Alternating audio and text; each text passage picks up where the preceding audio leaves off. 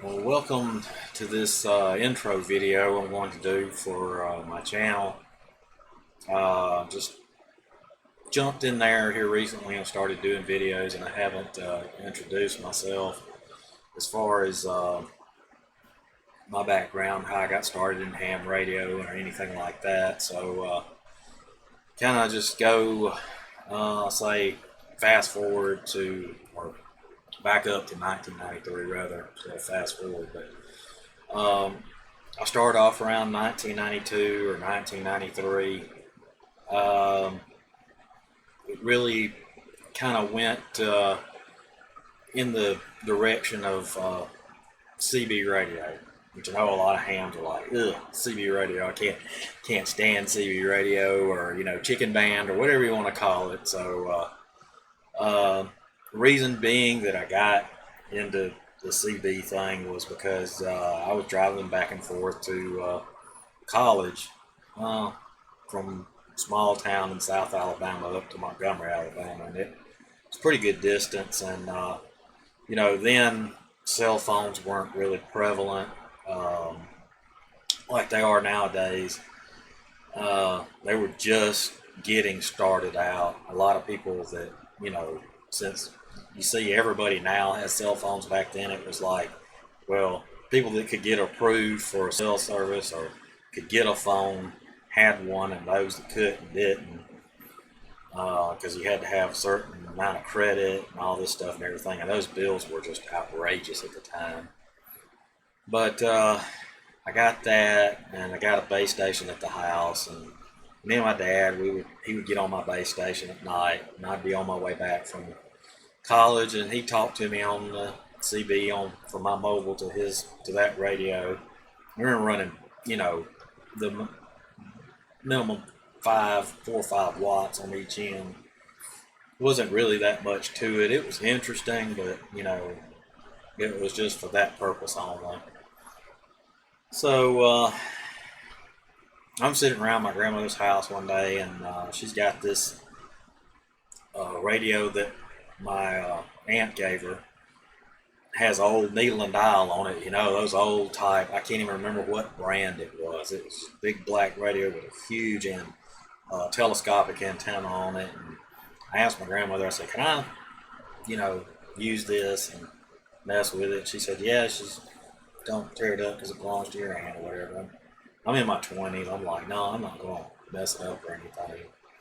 So I got to fooling with it, and it had some of the police bands on it, like VHF and low VHF and stuff like that. And got tuning around, and heard these guys on this one section of the band, and like, wow, what are these guys? They're just guys generally talking back and forth to each other, and they're giving out their call signs. Like, huh, it's weird. Don't know much about it, but I listened to it. It was very interesting to hear what was going on. So, come to find out, it was a local repeater there where I lived, and these ham radio operators were sitting there chit chatting away on 2 meters. And then there was also, you have your 2 meter simplex frequency, which I stumbled across it, the calling frequency 146.520, and started listening to them on there too as well. So then it piqued my interest, and I'd listen to it every once in a while, and eventually I ended up getting a part-time job at Radio Shack.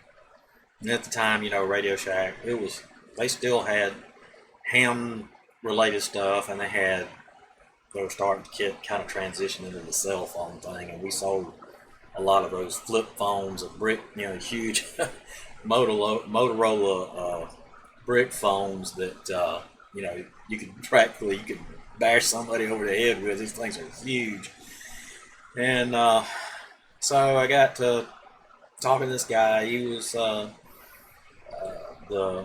emergency management director there for the county, and he came in, and he was always buying little bits and pieces of stuff and doing stuff. And he got talking to me and my friend, which my friend was a big scanner enthusiast. He liked to listen to scanners, scanner radio. And he said, "Are you guys ever talking about all this, listening to scanners and all this stuff. He said, "You guys ever been interested in ham radio?" I'm like, "I don't even know what ham radio is."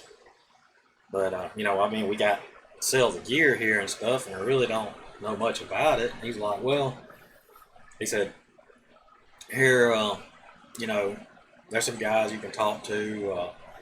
And I talked to him. I think his name is Bob. I won't give out his last name, but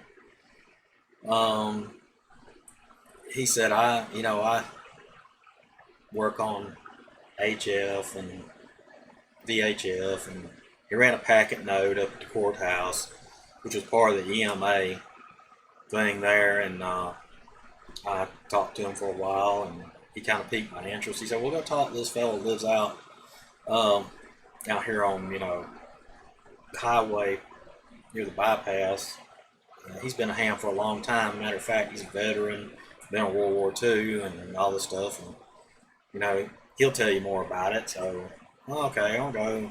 I don't know this guy, heard of him, but never really talked to him before. And went, knocked on his door, and he was really, just, "Hey, come on in, sit down. Yeah, you interested in ham radio? Let me show you what all mine." I mean, this guy had walls of radio equipment.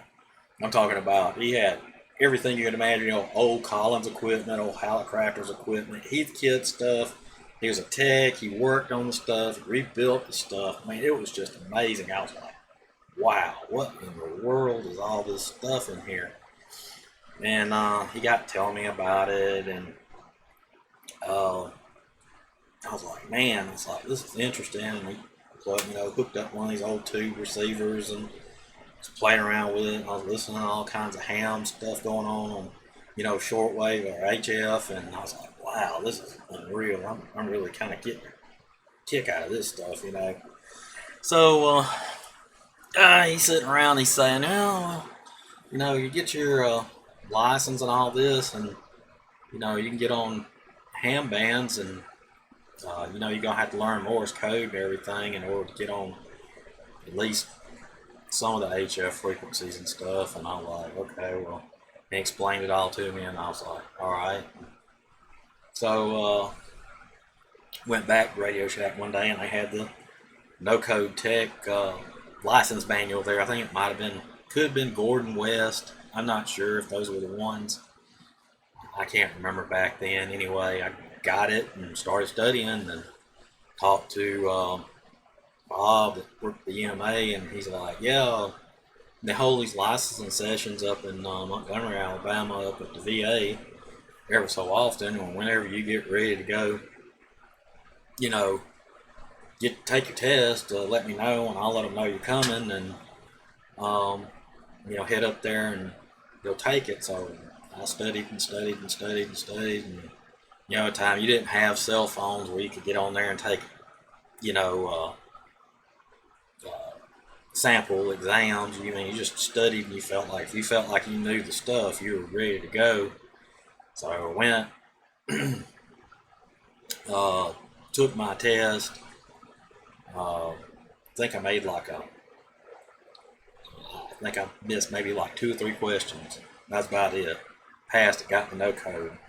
So first thing I did was I ran out, and had been looking through these, like Universal Radio catalogs and R&L catalogs that got through the mail, and like, yeah, I'm gonna get me a radio now. And so I bought it was a Yaesu FT411E, little bitty HT, and man, I was proud of that thing. I got that, and got talking to the guys on, the 2-meter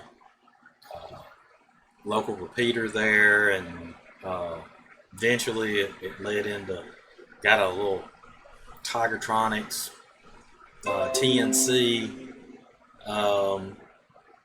hooked it up to I think it was like a 486 computer that I had with, I can't remember if it had Windows 3.1 on it or Windows 95. Probably was Windows 3.1. I don't know when 95 came out, but hooked it up, got the software running and everything, and was talking to Bob up on the packet note at night at the courthouse with this HT, which I only lived, a few blocks away. So got really excited. Ended up getting a 3-element beam antenna, and one night I'm sitting here talking on the radio and decided just to scan around, see what other repeaters I could pick up. There was one in Montgomery, another one somewhere, and I found one, and I was like, well, I don't recognize this one because I've been fooling around with it for a while. And it turned my beam. I had to go out and actually turn it with my hands because they didn't have a rotor on it. It had about probably 15, 20 feet off the ground. Turned my beam toward it where the signal sounded like it was pretty good, and started talking to these guys over in Lawrenceburg, Georgia, I think was where it was at, on a repeater over there. And I was like, oh man, this is awesome. It just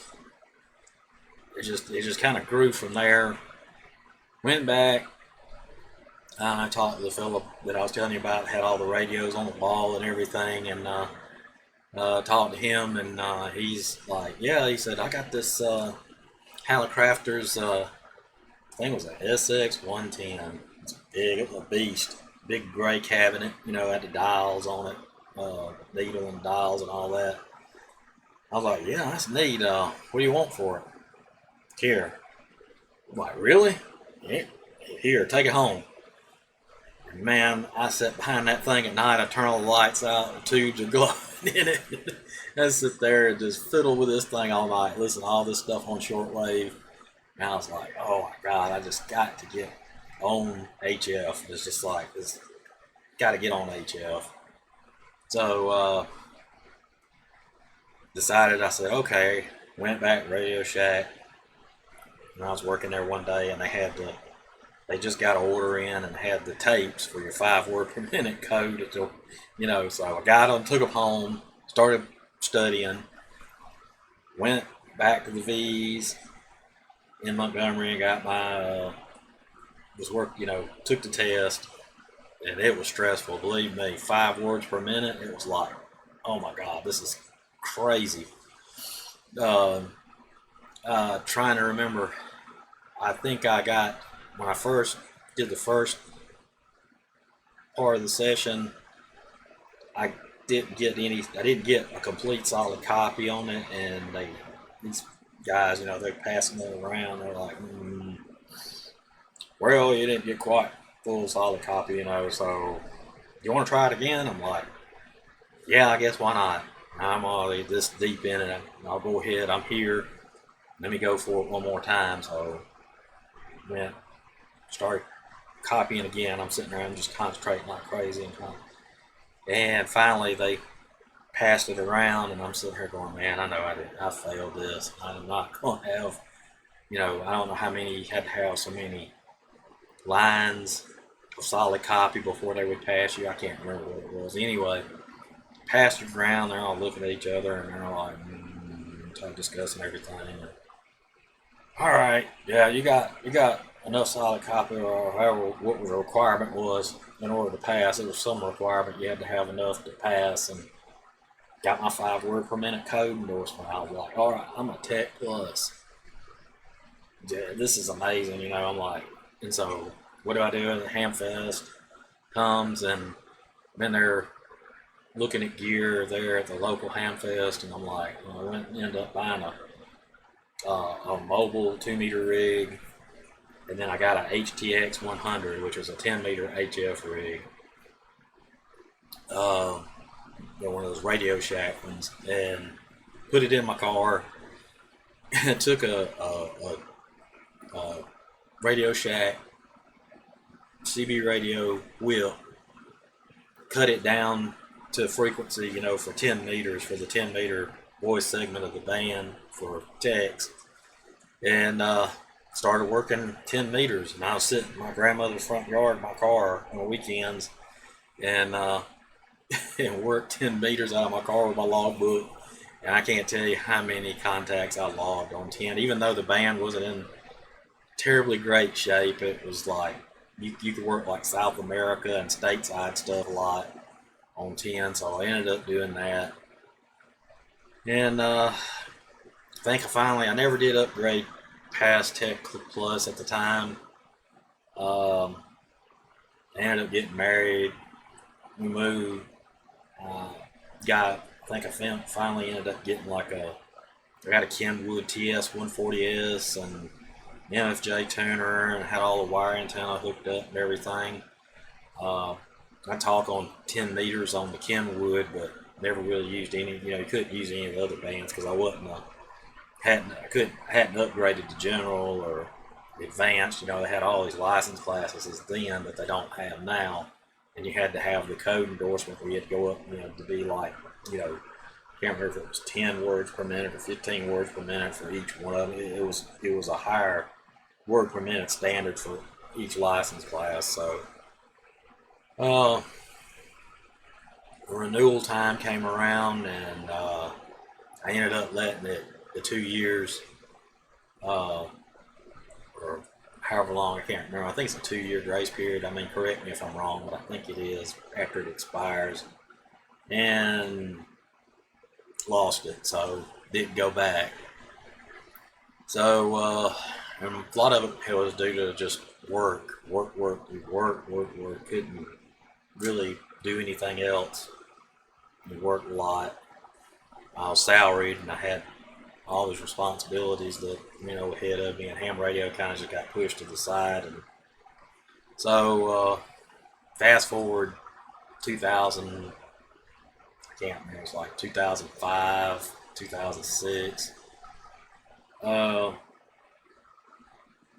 We were living on the Gulf Coast, and you have down there, you have all these hurricanes and tropical storms and stuff like that. I think it was, I can't remember what year it was in. My friend that I worked with at Radio Shack, he had never got his call sign, the one that was a scanner enthusiast. So he was living down there as well, and we would like eat lunch and everything on our lunch breaks and stuff. Talk. So I was talking to my wife, and we was talking about ham radio one day again, and she's like, "Hey, if you want to get your license again, I want to study and get mine too." So I was like, "Wow, you want to get ham radio license? Well, let's go for it." I was like, "I can't believe it. You're really interested in it." And so we both went, and my friend, he knew we were going, and me and my wife, we studied for our tests and everything, and she got her tech, I got my tech, and at the time, they had gotten rid of the code requirement, so we got our tech licenses. My friend didn't go, I think, until the next time we went. We went and got our general. Me and my wife both passed our general on the same day, or she might have passed it before me. I can't remember. I think we both took the test the same day, or we might have not. It's hard to remember all that. But my friend sat down, took his tech, passed it. They said, "Well, you want to take the general too? Just see what you can do." Took the general. I mean, he studied, but he didn't study. I don't know if he studied all of it, but he studied. He passed the general. I said, "Well, dang, you want to take the extra?" And he's like, my friend's like a electrical engineer, and he said, "Yeah, why not?" So he takes all 3 tests in one set, and passes every one of them in an extra in one day. And I was like, "What?" And he's still licensed. He hasn't really been active lately, and things going on in his life. I'm praying for him. I know he's going through some stuff. So, so me and my wife's been general since then. I think I can't remember what year it was in. It was either 2013 or 2014, and we just renewed here recently. And been in ham radio since then. And we just, I said, this is probably, I've had different kinds of equipment. Like I said, I've used Kenwood, Tentec, ICOM, Yazoo, you name it. I've had it, and I've either had it, used it, traded it off, sold it, got something else. This has been a whirlwind of stuff, and it ended up with the station that I'm at now. So I had a YouTube channel. It wasn't really dedicated to ham radio per se, but I had probably somewhere right around 1,500 subscribers at the time, and it ended up getting I think a copyright strike for some music. It wasn't nothing like really extremely bad, but it was just some kind of something. There was some music in the video, and it ended up getting a copyright strike on it, and there was all kinds of stuff. And so I ended up having to, in order to figure out what it was, or I can't remember what it was about. Anyway, it was a copyright strike. It ended up taking everything down. But when I did that, something happened, and I ended up losing access to that YouTube channel, which is still, part of it's still up. There's no videos on it, but it probably still has like 1,300 subscribers on it. Can't get in it, can't do anything with it. I haven't really contacted YouTube about it. I think the emails that was associated with it may have even been deleted. I can't remember, but I know it's a mess. And so I decided, well, I'll just start a new one, and I'll start it, and this will be mainly dedicated to ham radio, shortwave listening, scanner, any kind of mode that ham radio deals with, and also probably do some other things mixed in. I know I'm going to change it up today a little bit. That's why I'm doing this, so everybody can see, kind of where I started out. Then I don't want to be long-winded going around the world with this, but I just want to tell everybody I appreciate you subscribing to the channel. I want to thank, if I'm trying to get on here, well, I don't even know what I've done on my phone now. That's, if I remember right, trying to remember David's call sign. I think it's KM5MIQ. I believe that's right. And he has a YouTube channel. And he put a link in his last video for me, for people to check the channel out. And I just want to shout out to him that I really appreciate him for doing that. I mean, that was awesome, and I thank him immensely for that. It is, like I said, it's hard starting this stuff back out again and getting back up to a level of where you were at, and I'm kind of getting used to being back on on camera, talking to people and dealing with that kind of thing and everything. Being absent from it for a while and just getting it started back has been pretty hard. But I'm getting used to it again. And like I said, this pretty much slash ham radio station studio is growing, has gotten bigger. I think I've got as much in here as I can pack into one little small hole, which is this little small bedroom off from on the upstairs of my home. And like I said, you'll see different stuff. Things I'm gonna add things here and there. Some stuff that I've been doing, and some stuff that'll be newer. And like I said, it'll be a lot to see. And I hope you guys enjoy it. So with that being said, I'm gonna go ahead and stop this video. And again, thank everybody for viewing everything. I'm just getting back to, like I said, getting used to production and all this other stuff and everything, thumbnails, and it's a whole process putting some of this stuff together. If you do a YouTube channel, you exactly understand what I mean about what goes into this. So again, guys, please like, subscribe, and share my videos with people.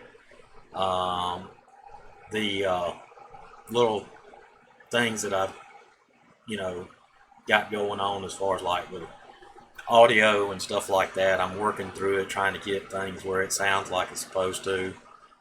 Uh, like even with my HF radio, piping in some of that stuff is hard to get it mic'd and make it sound right because of the way the room is situated.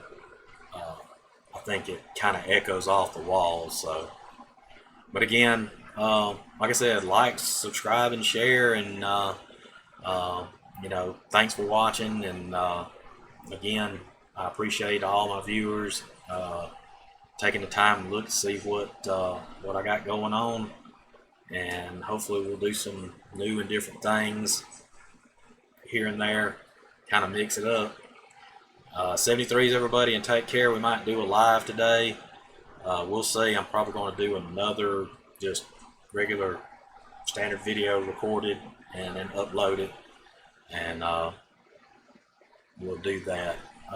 And you have a great weekend, the rest of your weekend, and we'll see you in the next go around. This is the Radio Junkie, K4MTW, saying 73.